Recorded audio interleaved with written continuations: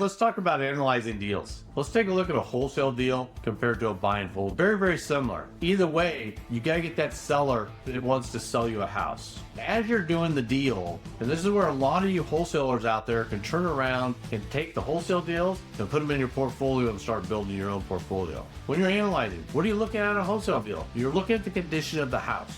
Same thing with a buy and hold. You're looking at the condition of the house.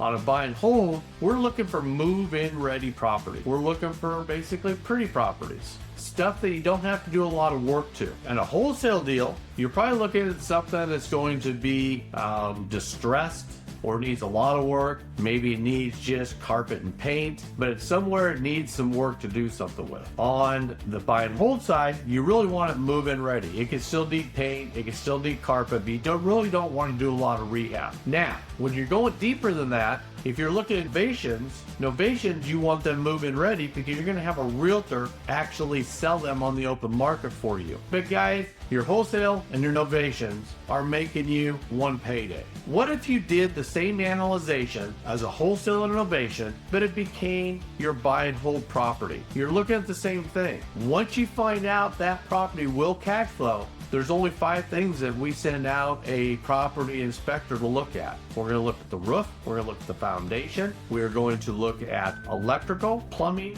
and HVAC. If all those systems are good and everything looks good on those 5, at that point, is it move-in ready other than maybe some paint and carpet, things like that? If it is, and it cash flows, you got yourself your first buy and hold property. It's not that hard.